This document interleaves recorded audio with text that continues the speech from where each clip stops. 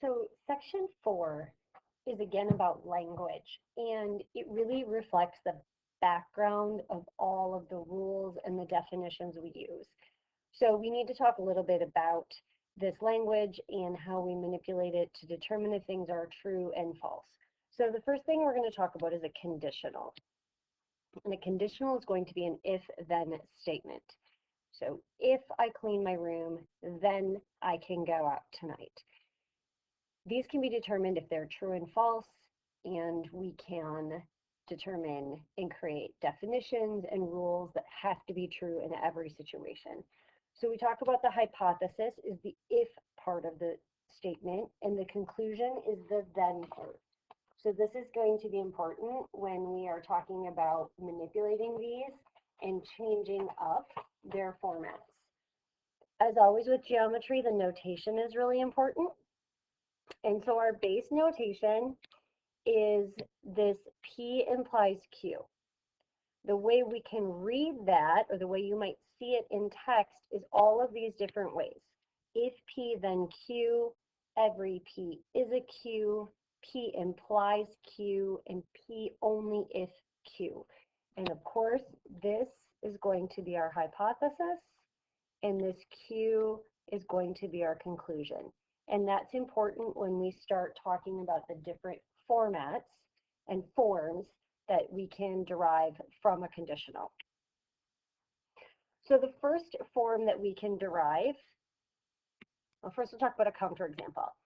Counterexample is one example where the conditional is false. So in order to prove something false, you only need one time that it's false. So the way we do that is that you keep the hypothesis true and you see if you can find a different conclusion. So if you can come up with a, yeah, but what about this? Or I could be this, then that's a counterexample and the whole statement becomes false. So if we start with this conditional, if P then Q. So P is our hypothesis, Q is our conclusion. There are three related statements. Whether they're true or false, you look at them each on their own. So the first one is called the converse. And the converse is where we switch the hypothesis and the conclusion. And so instead, we're going to be looking at if Q, then P.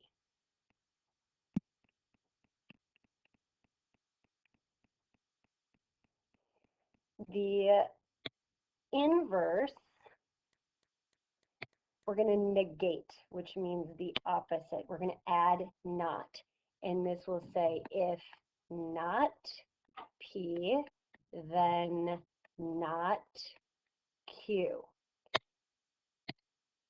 And that little tilde, that little squiggle, is the mathematical notation for the word not. And our last statement is the contrapositive. And the contrapositive says if not Q, then not P. So if not Q, then not P. Each one of these statements we can write and then determine if they're true or false. So let's look at some examples. So if my original statement is the sum of the measures of a rectangle is 360. So let's write the conditional, okay, the original. The original would be if a figure is a rectangle, then the sum of the angles is 360. So here is my P, my hypothesis. Here is my Q, my conclusion. So we've got our hypothesis and our conclusion. Is this true or false? So if I have a rectangle, if I keep that true, keep that first part true, is there any other, this is true, is there any other sum the angles can be? And there isn't. If I have a rectangle, the angles have to be 360. I can't create any other sum and still have a rectangle. If we look at the converse, remember that's flipping. So this is P implies Q. So we went from P implies Q to Q implies P. If the sum of the angles is 360, then the figure is a rectangle. Is this true or false? So can I have a sum of 360 but not be a rectangle? And yes, I could be a kite, or I could be a trapezoid, or I could be a circle. I could be some other figure whose sum of the angles is 360, but you can't make me be a rectangle. The inverse, remember when we talk inverse, this is going to be not P, not Q. So we see if the figure is not a rectangle, then the sum is not 360, and that's false. So I'm going to be not a rectangle, kite, but my sum has to be 360. Okay, so I kept this true by being not a rectangle, so I picked a kite, but this is false because when I'm a kite, which is not a rectangle, I still add up to 360. So I picked something that was true here, but made the conclusion false. This requires a little bit of tricky thinking. And then lastly, contrapositive, if you remember, is going to be not Q, not P. So when we look at that, if the sum is not 360, then it is not a rectangle, and this is true. So if I come up with a different sum, 280, 540, I can't be a rectangle. So that one is also true. Okay. So we're going to look at some more examples here. So if I have my conditional, every number divisible by 5 ends in 0. To write that as the original conditional of P implies Q, it says if a number is divisible by 5, then it ends in 0. And this is false. My counterexample would be 25. Ends in 5, but it is divisible by 5, but doesn't end in 0. So I kept this true, right? 25 is divisible by 5, but I found a different ending. It does not have to end in 0. The converse of this statement, and if you remember, converse is going to be Q implies P. If a number ends in 0, then it's divisible by 5. This is true. Every single number that I pick that ends in 0, keep this true, has to be divisible by 5. There's no way I can make that one false. The inverse, remember this is not P, not Q. So when I look at this, I have number not divisible by 5, not ending in 0. This is true. I can't have a number that is not divisible by 5 that does not end at 0. I can't come up with an example. And then our contrapositive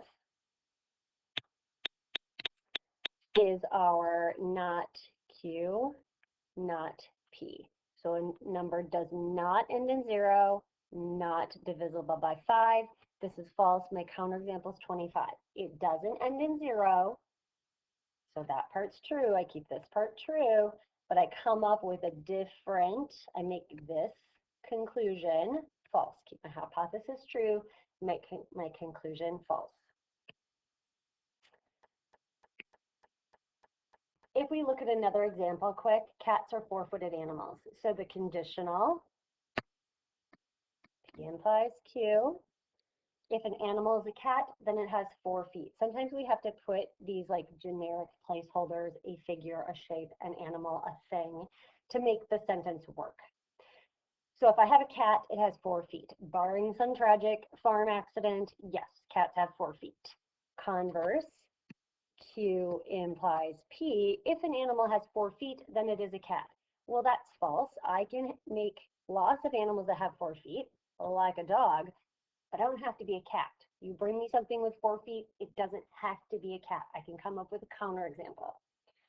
Inverse, not P, not Q. If an animal is not a cat, then it does not have 4 feet. This is also false. So remember, keep this true, something that's not a cat, like a dog, but then this becomes false. So not a cat, dog, so that part's true, but I still can have 4 feet, which makes the back end, the conclusion, false. And then our contrapositive, not Q, implies not P. If an animal does not have 4 feet, then it is not a cat. So not 4 feet, 3, 2, birds, fish, 0. There's no way I can be a cat. And we're assuming how cats are intended with 4 feet, not, again, some tragic accident. So that is your lesson on conditionals, contrapositives, inverse, and inverse, converse, contrapositives, and conditionals. It takes some puzzling, but go ahead and just keep letting it work in your brain and see it as this backdrop to what we are doing when we're proving statements true or false and the reasons we're using why they have to be true.